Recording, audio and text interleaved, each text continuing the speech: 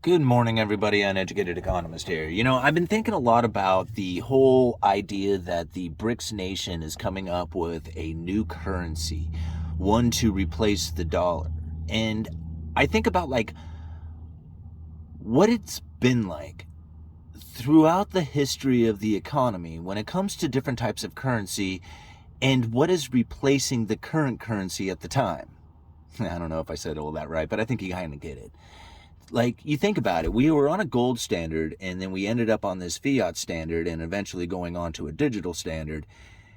And it's a deterioration of currencies that has taken place. See, if you had a total utter collapse, like everybody falls into complete poverty, and you go back to the base metal of gold and silver for currency, right? Use gold, silver, copper, right? This is like the primitive way of doing currency from 5,000 years ago. And if you consider what is currency today and the deterioration of currency going from gold to fiat and eventually digital, in that if you are to have a situation in which that a currency is replacing another one, then that currency that is replacing the current one would be a lesser currency. It would be an inferior one. See, just look throughout history and what's going on. I mean, if you're going from gold to fiat paper to digital, you have a deterioration. I mean, gold is superior to fiat, right? But fiat paper is a little superior to digital fiat because, I mean, at least with paper, you can have the physical that you can trade. I mean, that's a little more superior than, say, digital is. So when it comes to the currencies that are replacing the current one, you're talking about a lesser, an inferior product. That's happening. Unless there's, like I said, a total utter collapse and then you go back to gold and silver. So I think about these BRICS nations when you have the threat of a new form of currency that's going to take place, and they add the gold component to it.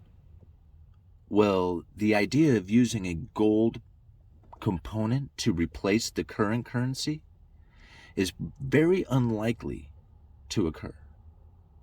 And the main reason that you're going to have this is because it's already been shown throughout history that you will have a business cycle that will take place in which that the booming times will have the accumulation of gold into the hands of just a few. Business will slow down and a redistribution of that gold will go out and the business cycle will start over again. When you have a fiat currency and a debt-based currency, what you have is booming bust debt cycles. So during slow times, the increase of opportunity to borrow money begins to increase in order to expand the economy, and during expansion times, they decrease the availability of currency and debt in order to slow the economy down. So you have boom and bust debt cycles.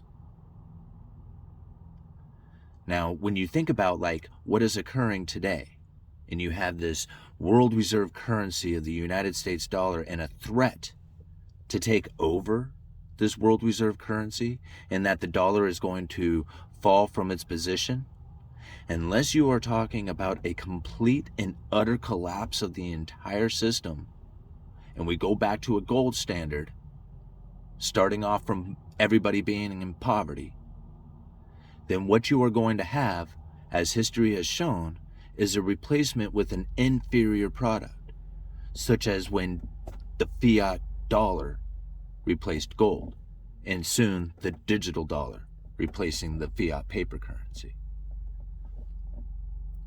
These are some of the things that I believe are going to occur coming into the future as we think about how it is that currencies are being replaced today. Many nations around the world are attempting to do transactions within their own sovereign nation's currencies, doing work outside the dollar. Now, when we think about this, is this really a destruction of the value of the dollar, or the demand for the dollar, or the superiority of the dollar? I don't believe it is. I believe this is proving to show how the dollar is still reigning king, and how the attempt to introduce some or other form of currency is actually an attempt to introduce a bad currency, according to Gresham's law. You know, you think about it, like Gresham's law says that bad currency will chase out good. So if there's two currencies at play, most of the time you're going to find that the people who have both currencies available will choose to spend the bad currency while hoarding the good. Why is it that all these nations are attempting to dethrone the dollar? They're going to dethrone it with something that is superior to the dollar? Why would anybody want to use something that is superior to the dollar when they can hoard it and use the dollar instead? See, this is the reason why I feel that there's really nothing out there that's even coming close to replacing the dollar. You can talk all they want, you know? You can show evidence of these transactions that are happening out there, but at the end of the day, it only makes the dollar that much more stronger. You know, I'm trying to block out the sun here for you guys. And this is the reason why I look at a lot of the things that are happening out there when you hear about how, like, we should go back to a gold standard, or how these other nations are going to get together and knock the dollar off its throne. You know, really, what is it going to take for that to happen? You have to produce an inferior currency that everybody trusts? How does that occur? You can't just magically make that happen. You know, the United States was able to do it because of trickery. I mean, you know, you think about it. I did a video a while back where I showed 3 different types of currency. I showed a silver certificate, I showed a United States Treasury note, and I showed a Federal Reserve note. And of these 3 notes, or 2 notes and a certificate, of these 3, it was the Federal Reserve note that was the oldest. It was from 1950. And everything else had been created after that. All 3 of these particular paper currencies were all in circulation at the same time. But nobody really noticed because they all fairly looked the same. And now, when I think about, like, the trickery that had taken place, where it was almost a sleight of hand. Hey, look at these are good as gold. Oh, maybe they're not. But you already have them, right? They're already in play. Gold is the superior, it's out of the game. It's no longer part of the currency, and now you have paper currency. Here, you get this digital component, it's the same. Get the paper out of there. Oh, yeah, look at that. The superior dollar, paper dollars, with actually some sort of value because they have a physical feature to them that you can trade, is now gone out of the system. You got the digital. It was the same thing at first, right? Nobody noticed. Same thing with gold and dollars.